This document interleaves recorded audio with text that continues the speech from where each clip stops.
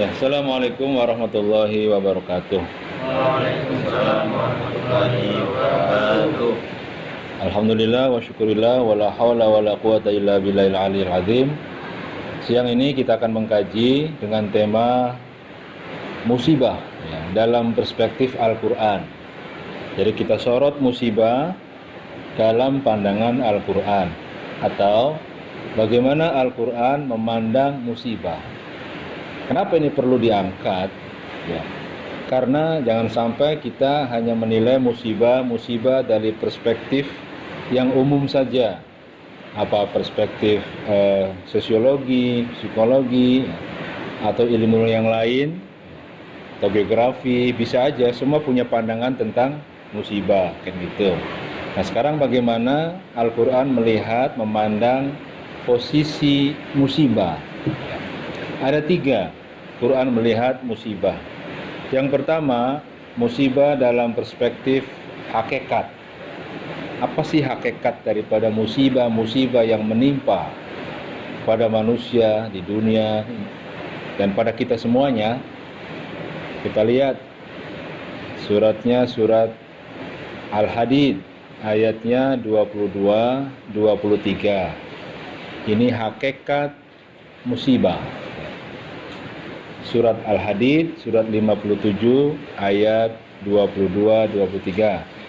Silakan Ustaz Suwandi. A'udzu billahi minasy syaithanir rajim. Bismillahirrahmanirrahim.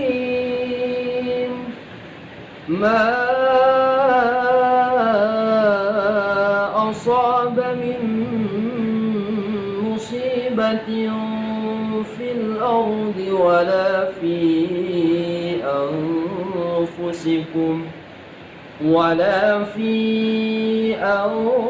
أنفسكم إلا في كتاب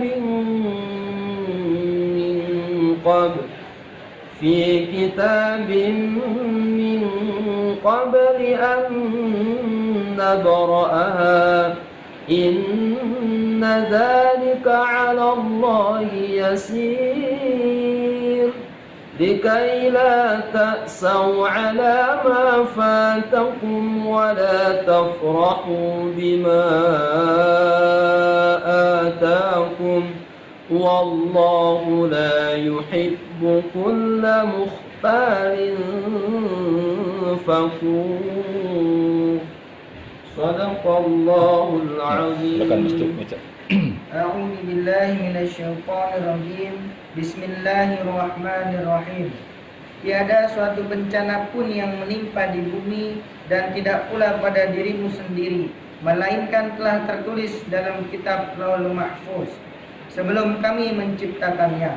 Sesungguhnya yang demikian itu adalah mudah bagi Allah. Kami jelaskan yang demikian itu supaya kamu jangan berduka cita terhadap apa yang luput dari kamu, dan supaya kamu jangan terlalu gembira terhadap apa yang diberikannya kepadamu. Dan Allah tidak menyukai setiap orang yang sombong lagi membanggakan diri. Sadaqallahul azim. Ya, jadi kata Allah tegas, jelas. Allah katakan dalam ayat ini, surat Al-Hadid ayat 22-23, ya, bahwa musibah yang menimpa di bumi ini dan menimpa pada dirimu, itu kata Allah sudah Allah tuliskan sebelum Allah menciptakan. Jadi sebelum diciptakannya sudah ada ketentuannya tentang kejadian-kejadian, ya termasuk corona saat ini, itu sudah tertulis di sana. Jadi yang meninggal karena corona itu memang sudah terdaftar juga siapa yang akan kena corona. Apakah manusia bisa menghindari? Mungkin secara ikhtiar bisa menghindari, ikhtiar, prokes, dan lain sebagainya. Tapi kalau sudah takdir, nggak bisa. Orang lari. Apakah yang mereka yang kena corona itu nggak pernah pakai masker? Sering. Apakah yang mereka kena itu nggak jaga kesehatan? Jaga. Gitu. Tapi ini persoalannya, ya, memang takdir kematiannya ada di situ, dan itu sudah Allah tulis. Nah, untuk apa Allah sampaikan bahwa semua yang terjadi ini sudah tertulis? Kata Allah, kalau musibah atau sesuatu yang datang kepada kita itu berupa yang nggak enak ya, keburukan, kata Allah, nggak usah putus asa. Likaila ta'sau ala ma fatakum. Jadi jangan putus asa tentang apa yang sudah menimpa dirimu, kehilangan dari dirimu. Nggak usah putus asa. Jadi ketika ada remaja ditinggal kekasih, udah biasa aja. Jangan berduka cita. Kenapa? Sudah Allah tentukan. Ya. Atau ketika kita punya barang, kemudian hilang, apapun juga, kata Allah, nggak usah putus asa. Itu sudah tercatat di sana. Begitu juga ketika mendapat yang baik-baik, dapat jabatan, dapat anugerah, apapun juga, boleh bergembira, tapi jangan terlalu gembira. Nanti lupa siapa yang memberikan hadiah-hadiah itu. Intinya apa? Menyikapi musibah-musibah itu ya secara bijaksana. Kenapa? Karena pada hakikatnya musibah itu, kata Allah, sudah Allah tuliskan di dalam Lauhil Mahfuz. Ini perspektif hakikat. Ya. Lalu bagaimana dong musibah dalam perspektif syariat? Nah, kita kan bicara 3 nih, hakikat, syariat, ma'rifat. Bagaimana dalam perspektif yang syariat? Jalurnya ini bagaimana? Kita lihat surat An-Nisa, surat 4, ayatnya 79. Kita lihat ya, apa kandungan ayat tersebut. Ini menunjukkan bahwa musibah secara syariat bisa kita lihat di sana. Silakan surat 4 ayat 79. A'udzu billahi minasy syaithanir rajim. Bismillahirrahmanirrahim. Ma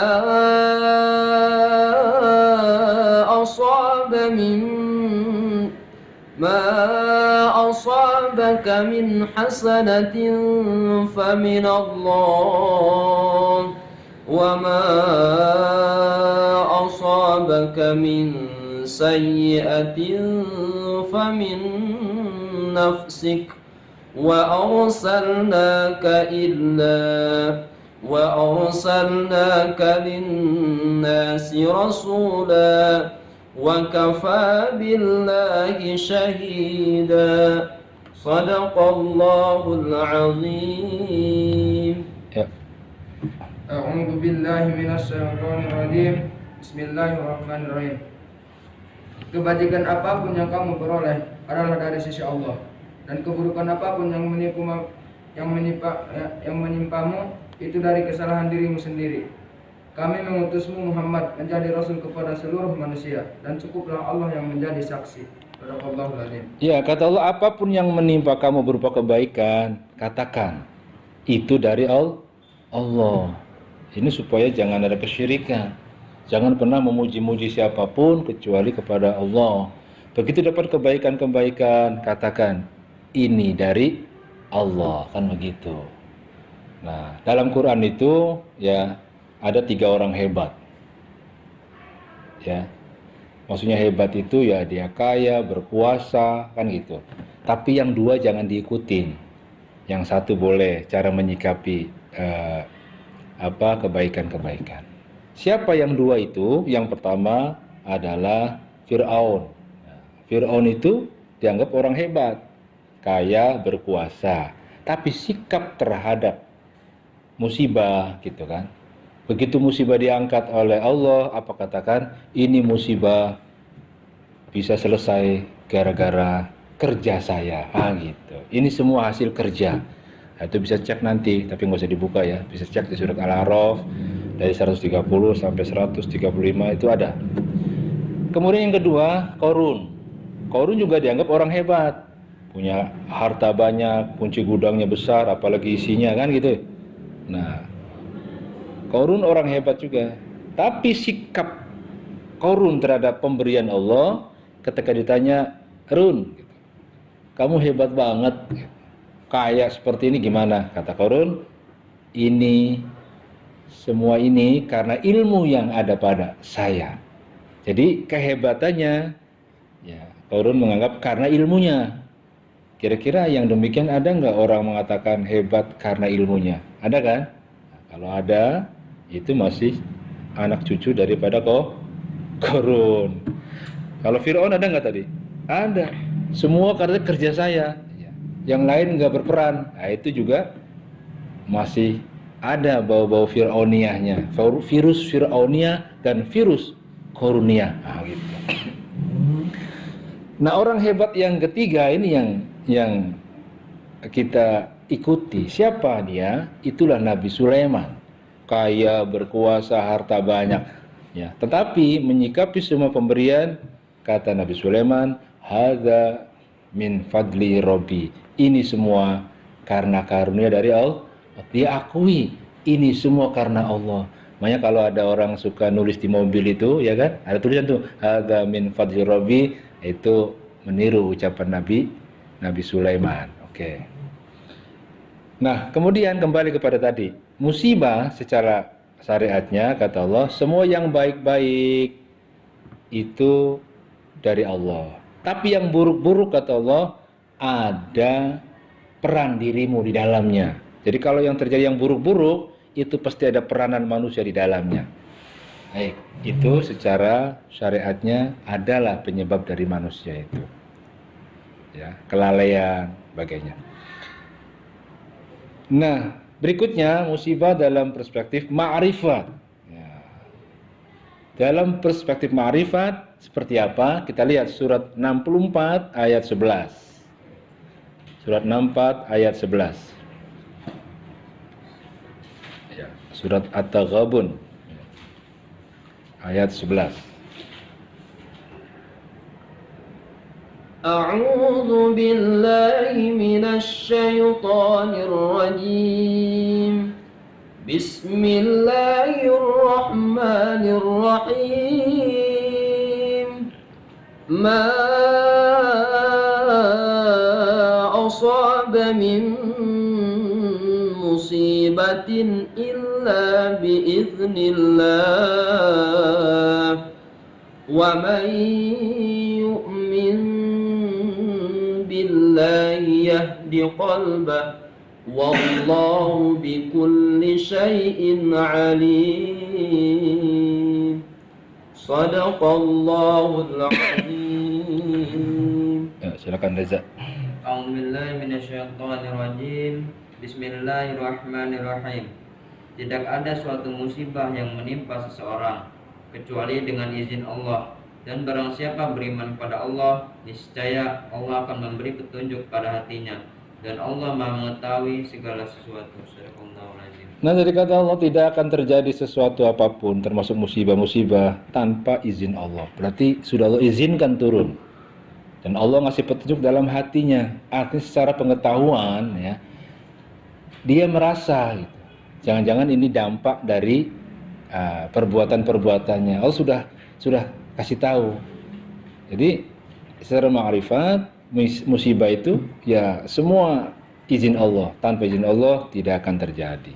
Nah, oleh karena itu dalam rangka kita menyikapi musibah-musibah, kita kembali kepada pendapat Al-Quran tentang musibah tadi. Ada yang secara hakikatnya, kemudian syariatnya dan ma'rifatnya. Nah, kepada kita semuanya jangan sampai kita lepas dari patokan-patokan, dari standar-standar kita untuk memahami bagaimana yang terjadi di dunia ini menurut pandangan Al-Quran. Insya Allah kalau kita kembali ke Al-Quran, maka pandangan kita akan jernih, akan tajam, dan kita kembali memiliki satu pendapat yang kuat. Apa itu? Inna lillahi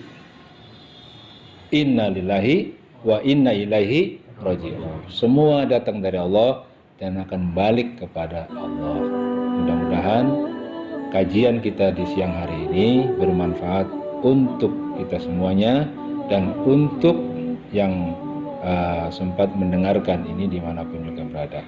Kita akhiri. Assalamualaikum warahmatullahi wabarakatuh. Waalaikumsalam warahmatullahi wabarakatuh.